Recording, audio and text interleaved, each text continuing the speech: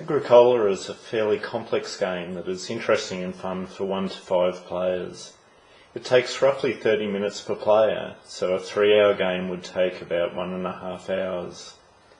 I am demonstrating with the German version of the game, and I have used English rule translations on BoardGameGeek to help me to understand it. A highly anticipated English version of Agricola is due out soon. There are suggestions that Agricola could unseat Puerto Rico from the #1 ranking. There are similarities between the two games. I think if you like one, you will like the other. I really enjoy both of them, and I think Agricola may in fact be a better game. Let's see what you think. The object of the game is to create a productive farm similar to this. You try to plough and sow fields to grow vegetables and wheat. Ploughed fields are indicated by the brown ploughed field marker.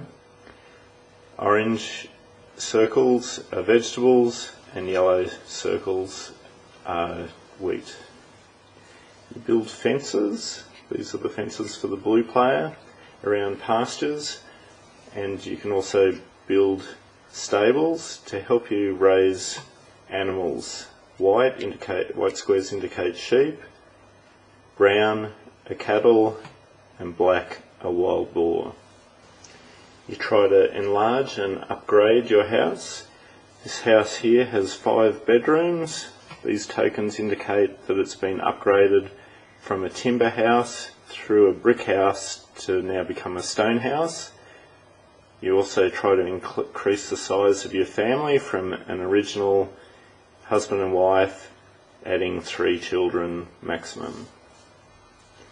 Wood, which are the brown circles, are required to help you build fences or stables, and wood with the white circles read are needed to extend or add bedrooms to the original house. Clay is required to upgrade to a brick house, and stone is required to upgrade a brick house to a stone house.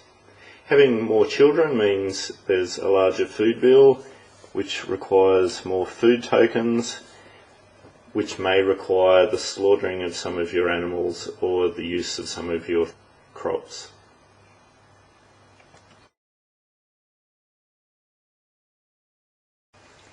Each player begins with a farmyard in front of them. They start with just a husband and wife and a 2-room wooden hut. Randomly select a player to go first. That player gets the starting player token and 2 food tokens. All other players get 3 food tokens. The 3 boards are placed in the middle of the table. The board contains action spaces that can be chosen by the players in their turns. In addition, there are actions available via green action cards and blue round cards. There are 6 green action cards that are used for 5 players, 6 that are used for 4 players, 4 that are used for 3 players, and in the solo and 1 player games, no green action cards are used. We'll pretend we're playing a 3-player version, so I'll use the 4 cards marked with 3 players and place them down here on the left-hand board. Additional options for players to choose actions are provided by the blue round cards. Here we can see there are 4 cards for rounds 1 to 4. They are, rather than being printed onto the board, they are provided on cards and shuffled just to give some variety as to when those 4 actions will appear in rounds 1 to 4. There's also 3 cards labelled 5 to 7. They're shuffled so that those cards will appear in rounds 5 to 7, but in a different order each game. Similarly, there's 2 cards for rounds 8 and 9, 2 cards for rounds 10 and 11, 2 for rounds 12 and 13, and finally 1 card for round 14. There are 14 rounds in the game, 1 for each blue round card. To begin the first round, we turn over the top round card and place it in the round 1 space here on the middle board. Next we have the replenish phase. In this phase we need to add items to any of the action spaces, either cards or pre-printed spaces that have arrows. So you can see here there's an arrow, meaning that we have to add 2 wood circles to that card. Over here, 1 clay. Over here, 1 food. Over here, 1 sheep. 3 wood. 1 clay. 1 reed. And 1 food token.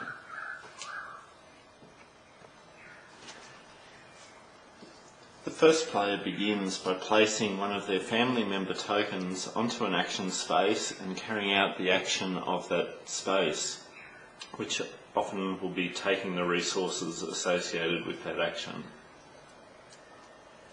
The second player can now place one of their family member tokens on any of the action spaces apart from the one that has already been selected.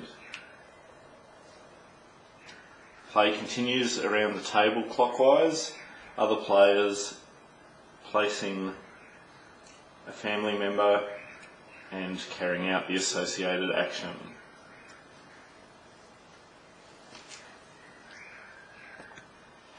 Play continues around the table with everyone getting their second family member to do an action.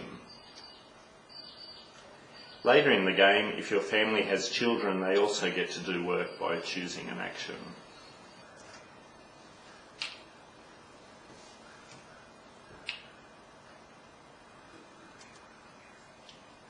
After everyone has chosen actions for each of their family member discs, the family members return home.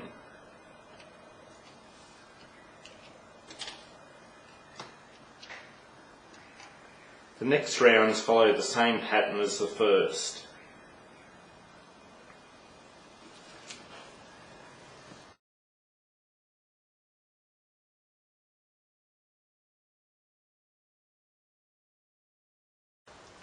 Let's look at the action spaces in more detail, beginning with the middle board.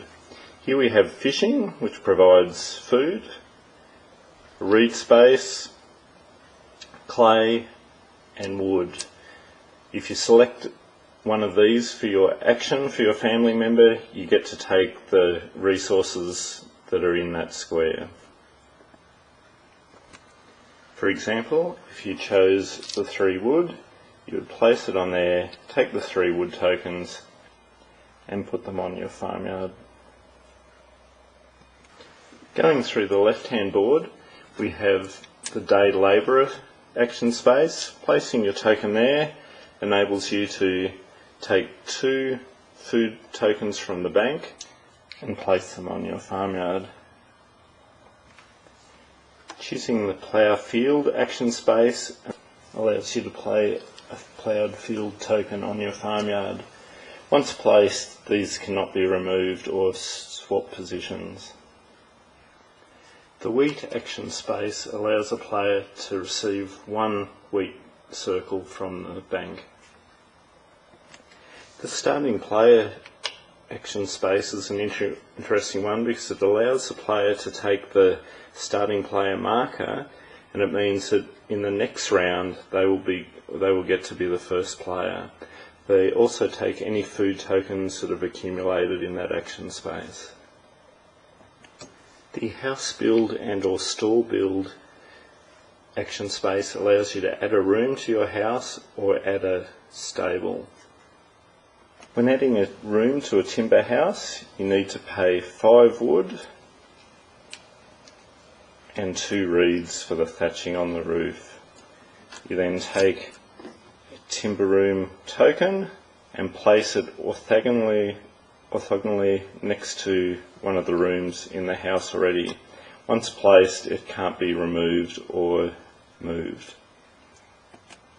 To build a stable, it costs you 2 wood, and you can take a stable marker and place it either in an already fenced pasture